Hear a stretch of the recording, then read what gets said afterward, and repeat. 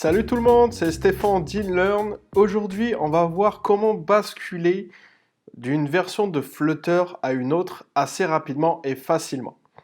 Vous êtes la plupart confrontés à ce genre de problème qui vient aussi avec notre formation Flutter Master et la formation pour débutantes qu'il y a sur le site. C'est que les versions sont différentes. Maintenant, nous sommes actuellement à la version 3.4 en stable pour Flutter. Et par exemple, sur le site, c'est la version 1.22 pour le début des vidéos. Donc ça, c'est quelque chose de tout à fait normal. Il faut savoir que dans les langages de programmation, les mises à jour sont assez fréquentes. Et que après, en termes de mise à jour, c'est surtout la structure, le corps qui est changé.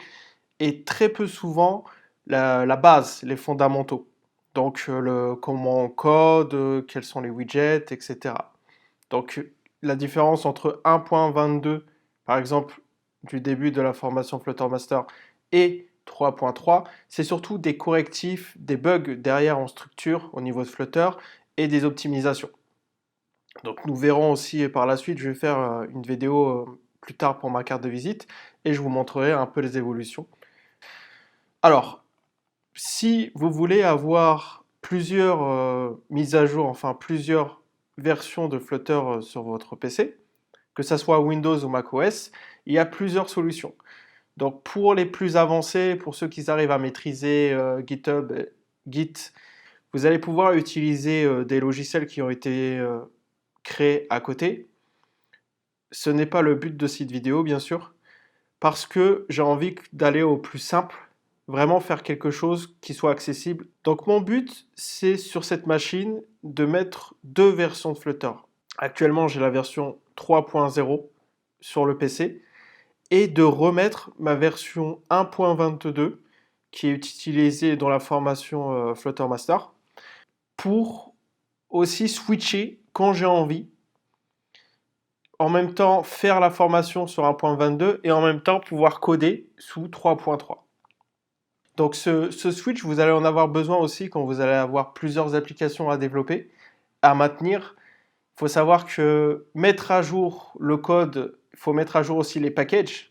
Donc cela peut prendre un certain temps, bien sûr, pour une application assez grande. Donc il peut vous arriver de garder pour un certain temps votre code sous une version. C'est tout à fait normal, hein. C'est pas, les applications ne sont pas mises à jour à chaque fois qu'une version Flutter sort. C'est valable pour les autres langages. Donc je suis sur la page de Flutter SDK Release. Pour atteindre cette page, rendez-vous sur Flutter. De toute façon, je vous mettrai le lien. Alors rendez-vous sur Flutter, Get Started plutôt. Hop, vous choisissez votre système d'exploitation. Moi, je suis sur macOS. Et on va aller ici. Pour les autres releases et les anciens builds, regardez cette page-là. Donc on a toutes les versions actuelles, la plus récente 3.3 sur macOS. Et moi, je vais aller chercher ma 1.22.6. Donc cette version est compatible, c'est l'une des dernières versions disponibles en 1.x, qui est compatible avec les premières vidéos de Flutter Master, puisque après nous passons vers la fin de la formation à 2.x. Donc j'ai envie de prendre cette version-là. Je l'ai déjà téléchargée, mais j'ai installé déjà mon autre version. Donc mon autre version, hop, j'ouvre un terminal. Mon autre version est, on va l'agrandir un petit peu. On va taper rapidement Flutter Doctor. Donc pour obtenir toutes ces informations, bien sûr, il faut que vous ayez au préalable installé Flutter. Donc pour cela, vous avez les vidéos sur la chaîne YouTube ou bien sûr directement sur le site InLearn qui sont un peu plus séquencés. Donc moi je suis en 3.0.4 et ce que je veux c'est deux versions de Flutter assez facilement sur mon PC. Pour cela je vais télécharger le zip. Donc ici hop je clique, ça télécharge le zip. Et je vais me retrouver avec le zip dans mes téléchargements. Ici. Donc c'est bien 1.22.6. Je vais le dézipper. Ça va me laisser un dossier Flutter, comme à l'ancienne. Donc je laisse travailler un petit peu. Et à côté de ça, je vais aller dans mon dossier dev qu'on avait créé ensemble. Hop. Et ça, c'est mon Flutter 3.3.0, 3.0.4. Donc c'est ce qu'il y a là. Je veux switcher en Flutter 1.22. Donc ce que je vais faire tout simplement, c'est renommer ce dossier-là 3.0.4 pour que je puisse le reconnaître. Et prendre le dossier qui vient juste d'être des IP. Il est là, le prendre et simplement le coller ici.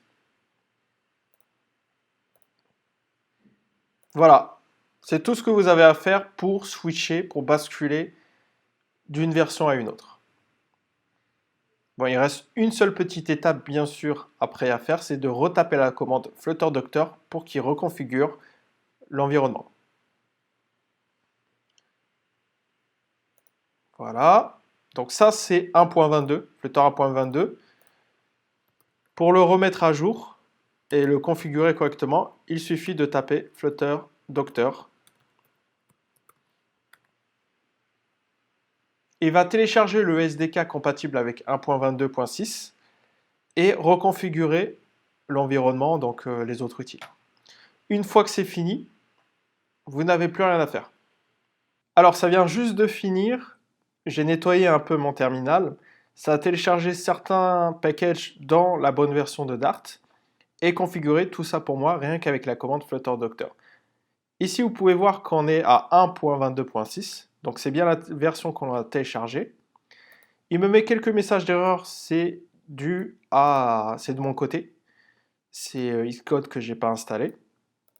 Donc maintenant je peux créer un nouveau projet et il sera sous 1.22.6, donc idéal pour commencer la formation Flutter Master ou d'autres formations à travers Internet.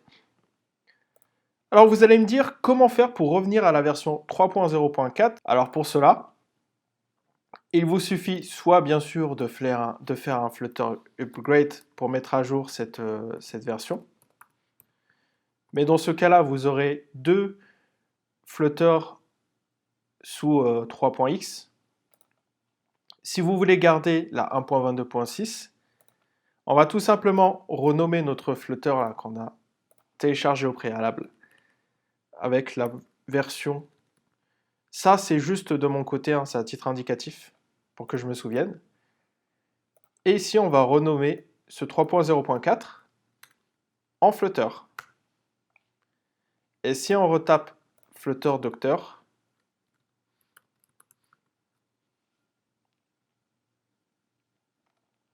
on est bien sous 3.0.4 désormais.